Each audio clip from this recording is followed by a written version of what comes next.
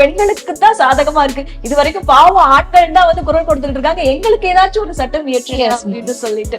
So பெண்களுக்கு அதிகமான சட்டங்கள் இருக்கு, இன்னைக்கு அதிகமான சுதந்திரமும் கொடுக்கப்பட்டிருக்கு. அதை வந்து சரியா பயன்படுத்திக்கணும் அப்படின்றதா வந்து என்னோட கருத்து. இந்த சமூகத்தோட பார்வை நம்ம மீது தவறா விழுந்துருமோ, ஒரு தடவை நம்ம பாலியல் ஓரியன்டட் ஒரு கம்ப்ளைண்ட் போஸ்ட் பண்ணிட்டோம்னா மத்தவங்க அகைன் நம்மள ஈஸியா அப்ரோச் பண்ணிடுவாங்களோ, ஒரு செல்ஃப் பிளேமிங் இன்று வரைக்கும் வந்து பெண்களுக்குள்ள இருக்கு. அதை என்னைக்கு உடைச்சிட்டு வெளியில வராங்களோ அன்னைக்குதான் வந்து அவங்க வந்து ஒரு பயம் இல்லாம அவங்களுக்கு நடந்திருக்க தப்ப வந்து ஒரு கம்ப்ளைண்டா போஸ்ட் பண்ண முடியும். தமிழ் மட்டும்தான் இன்னைக்கு நம்மள அடுத்த கட்டத்திற்கு அழகா நகர்த்திட்டு போகுது. சோ தமிழ் அப்படின்றது இன்னைக்கு எந்த இடத்துலயும் தவறு கிடையாது. தமிழ் நீங்க அழகா பேசினா மட்டுமே போதும். இன்னும் சொல்ல போனா நானும் தமிழ் மீடியம் தான், தமிழ் மீடியத்துல இருந்துதான் வந்திருக்கேன். இன்னைக்கு என்னோட தமிழ் மட்டும்தான் என்னை இந்த அளவுக்கு எடுத்துட்டு வந்திருக்கு. பொருளாதார சுதந்திரம் அப்படின்னு நம்ம எதை எடுத்துக்கிறோம்னு தெரியல. இன்னைக்கு நான் சம்பாதிக்கிறேன், நான் என் இஷ்டத்துக்கு தான் இருப்பேன் அப்படின்றது பொருளாதார சுதந்திரம் கிடையாது. உனக்கு ஒரு தப்பா நடந்துருச்சு அப்படின்னாலும் தைரியமா முதல்ல அப்பாட்ட வந்து சொல்லு, அம்மாட்ட வந்து சொல்லு. ஒண்ணு நாங்க தப்பா எடுத்துக்க மாட்டோம், உனக்கு என்ன நடந்தாலும் எந்த பிரச்சனை வந்தாலும் உனக்கு பின்னாடி நாங்க இருப்போம்னு ஃபேமிலில இருந்து ஒரு சப்போர்ட் வந்துட்டா மட்டும் போதும். பெண்களுக்கு அதை விட ஒரு மிகப்பெரிய தைரியமோ சப்போர்ட்டோ வெளியில இருந்து தேவையே இல்லை.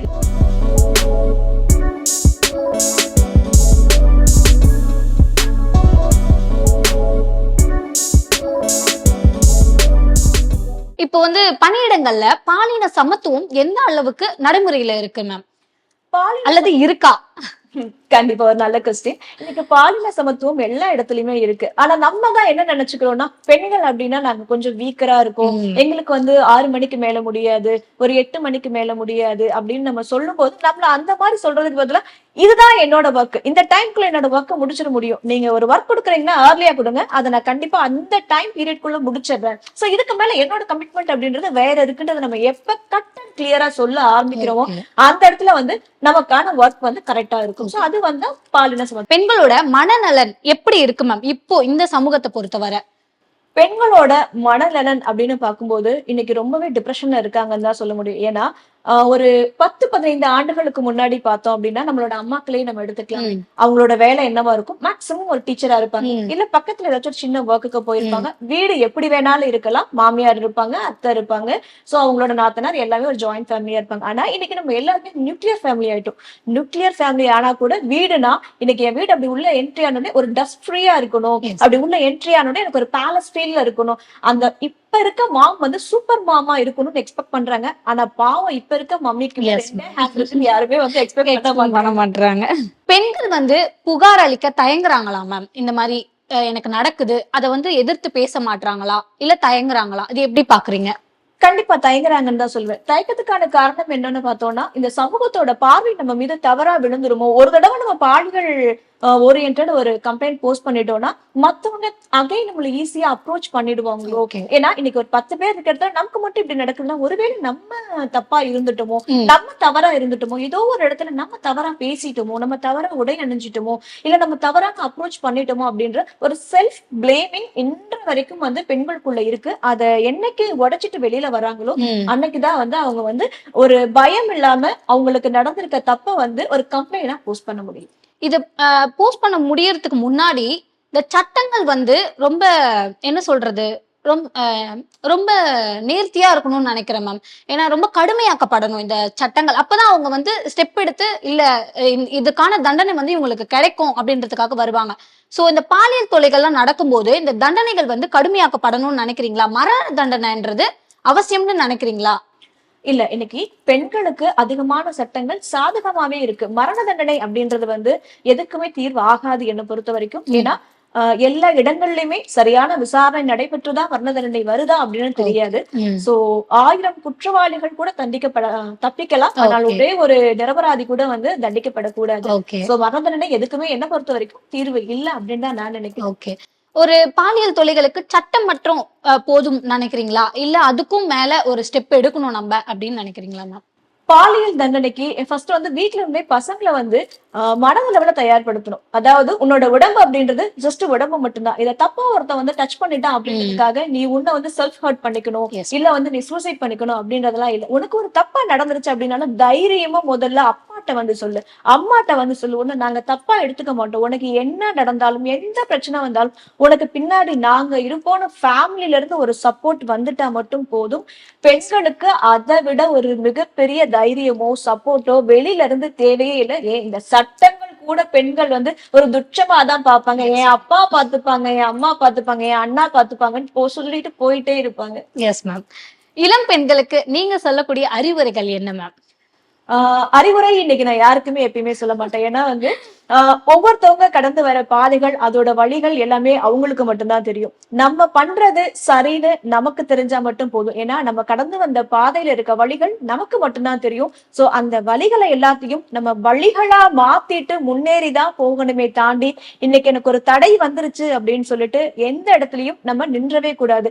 இன்னைக்கு நான் ஒரு இடத்துல இருந்து இன்னொரு இடத்துக்கு போறதுக்கு நான் போகாம இருக்கிறதுக்கு 1000 காரணங்கள் இருக்கலாம். ஆனா நான் போகணும்னு நினைக்கிறதுக்கு ஒரே காரணம் என்னோட இலக்கு, என்னோட வெற்றி. இதை மட்டும் நீங்க மைண்ட்ல வச்சுட்டு முன்னேறி போயிட்டே இருங்க. எந்த இடத்துலயும் யாருக்காகவும் நின்ன மட்டும் செஞ்சிடாதீங்க. பெண்களுடைய முன்னேற்றத்திற்கு இந்த சமூகம் என்னென்னலாம் இன்னும் செய்யணும்னு நினைக்கிறீங்க மேம்? முதல்ல பெண்களோட முன்னேற்றத்துக்கு சமூகம் ஏன் செய்யணும்? இன்னைக்கு பெண்களோட முன்னேற்றத்துக்கு அவங்க படிச்சு அவங்க வேலைக்கு போய் அவங்களோட ஓன் லெக்ல ஸ்டாண்ட் பண்ண ஆரம்பிச்சிட்டாலே அவங்களுக்கான அனைத்து தேவைகளும் அவங்களே பண்ணிப்பாங்க. சோ இதுல சமூகம் இன்னும் என்ன செய்யணும் நீங்க எதிர்பார்க்கறீங்க? இல்ல மேம், ஒரு இந்த இந்த ஆக்ட், இந்த சட்டம் இதெல்லாம் இன்னும் வலுப்படுத்தணும் அந்த மாதிரி. இது வரைக்கும் பெண்களுக்கு சாதகமா இல்லாத சட்டங்கள் ஏதாச்சும் உங்களால சொல்ல முடியும்? இல்ல இல்ல சோ அதிகமான பொதுவா. சட்டங்களே வந்து பெண்களுக்கு தான் சாதகமா இருக்கு. இது வரைக்கும் பாவம் ஆண்கள் தான் வந்து குரல் கொடுத்துட்டு இருக்காங்க, எங்களுக்கு ஏதாச்சும் ஒரு சட்டம் இயற்றுங்க Yes, அப்படின்னு சொல்லிட்டு. சோ பெண்களுக்கு அதிகமான சட்டங்கள் இருக்கு. இன்னைக்கு அதிகமான சுதந்திரமும் கொடுக்கப்பட்டிருக்கு. அதை வந்து சரியா பயன்படுத்திக்கணும் அப்படின்றதா வந்து என்னோட கருத்து. ஓகே. இப்ப பெண்கள் வந்து பொருளாதார நிலையில வலுவா இருந்தா அவங்களுடைய சுதந்திரத்தை அவங்களே மேக் பண்ணிக்கிறாங்களா மேம்? பொருளாதார சுதந்திரம் அப்படின்னு நம்ம எதை எடுத்துக்கிறோம்னு தெரியல. இன்னைக்கு நான் சம்பாதிக்கிறேன், நான் என் இஷ்டத்துக்கு தான் இருப்பேன் அப்படின்றது பொருளாதார சுதந்திரம் கிடையாது. இன்னைக்கு நான் சம்பாதிக்கிறேன், என்னோட தேவையை நான் பாத்துக்கிறேன், என்னோட குடும்பத்தையும் நான் பாத்துக்கிறேன். ஒருவேளை என் குடும்பத்துல ஒருத்தவங்க சம்பாதிக்கிறத ஸ்டாப் ஆகும் போது என் குடும்பத்தை 10 ஸ்டெப் பின்னாடி விட்டுற மாட்டேன். நான் இருக்கேன் என் குடும்பத்தை இன்னும் 10 ஸ்டெப் முன்னாடி எடுத்துட்டு போறதுக்கு அப்படின்றது மட்டும்தான் பெண்களோட இன்னைக்கு பொருளாதார சுதந்திரமா நான் பாக்குறேன். ஒரு பாதுகாப்பான சமூகத்தை உருவாக்க நாம எல்லோரும் என்ன செய்ய வேண்டும் மேம்?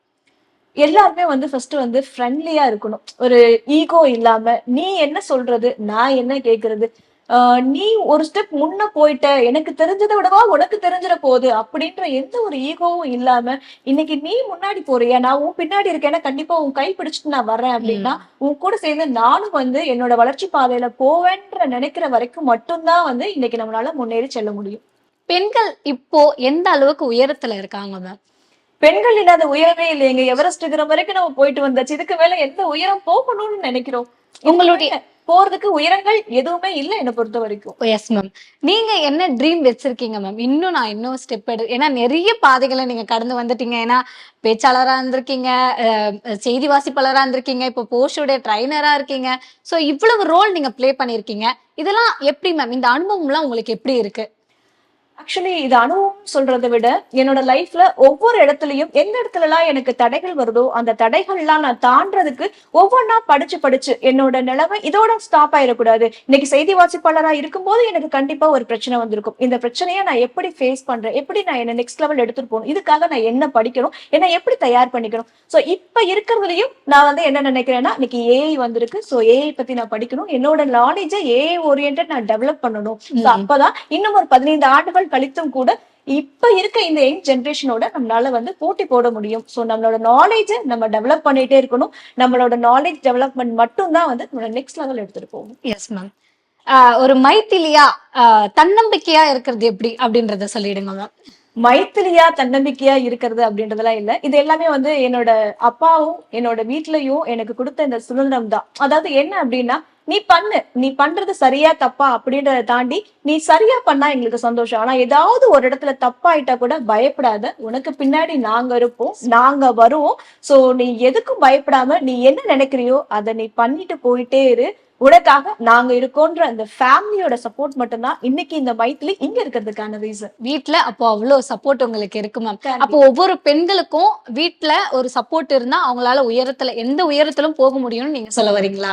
வீட்ல சப்போர்ட் இருந்தா மட்டும்தான் முன்னேறி போக முடியும்ன்றது இல்ல. எனக்கு நிறைய சிங்கிள் மாம்ஸ் எல்லாம் பாத்தீங்க அப்படின்னா யாரோட சப்போர்ட்டுமே இல்லாம நிக்கிறாங்க. நீங்க கேட்டீங்க மைத்திலியோட தன்னம்பிக்கை என்னன்னு கேட்டா, மைத்திலியோட தன்னம்பிக்கை வந்து என்னோட ஃபேமிலி, என் ஃபேமிலி இருக்கனால இன்னைக்கு ஓகே என்னால நெக்ஸ்ட் லெவல் போக முடியும். ஆனா எல்லா பெண்களுக்கும் இதே மாதிரி ஒரு சூழ்நிலை இருக்கான்னு கேட்டா கண்டிப்பா கிடையாது. இன்னைக்கு ஒவ்வொரு பெண்களும் வந்து இன்னைக்கு சிங்கிள் மாமா இருக்கவங்களுக்கு எல்லாம் நீங்க பேசுனீங்கன்னா மைத்திலியை விட ஒரு 10,000 தன்னம்பிக்கை கதைகள் அவங்களுக்கு சொல்லுவாங்க.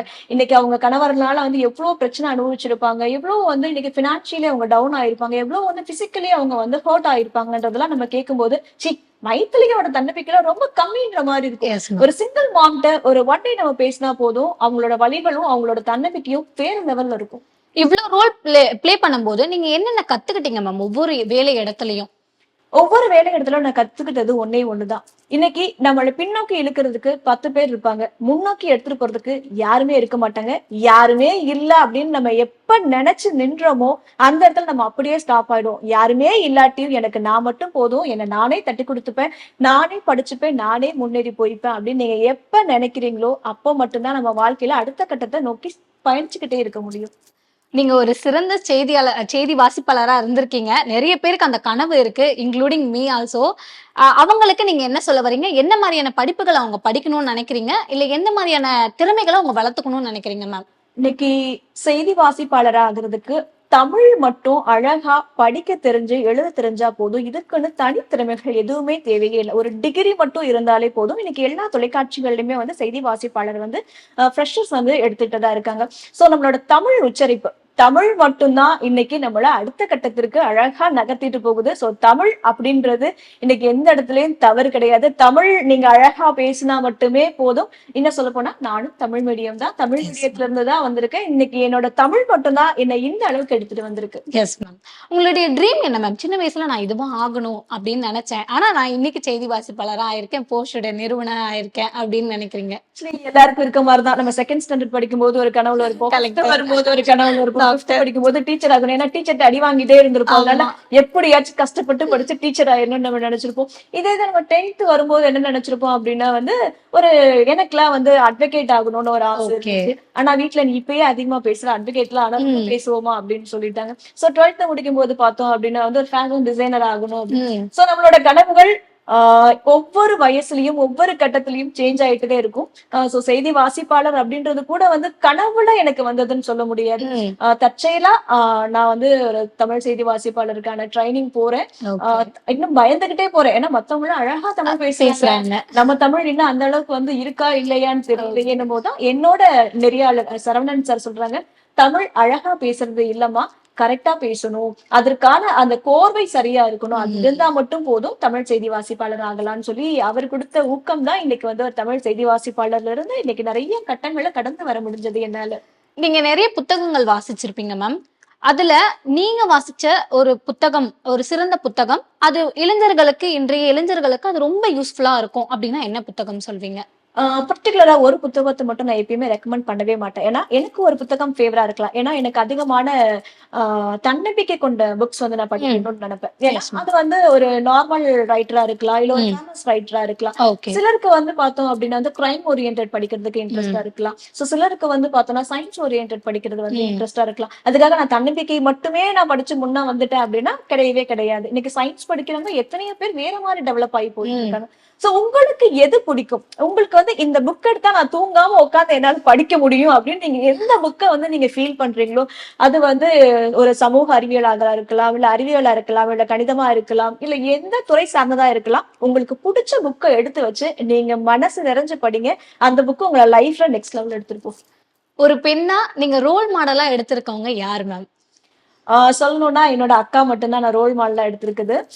சோ அவ இல்ல அப்படின்னா இன்னைக்கு கண்டிப்பா நான் இல்ல. அவ எடுத்த ஒவ்வொரு டிசிஷன் மட்டும்தான் இன்னைக்கு என்னோட லைஃப் நெக்ஸ்ட் லெவல் எடுத்துட்டு போயிருக்கு. Okay ma'am, thank you so much ma'am. இந்த நேர்காணலை எங்களுக்கு கொடுத்ததற்கு ரொம்ப நன்றி.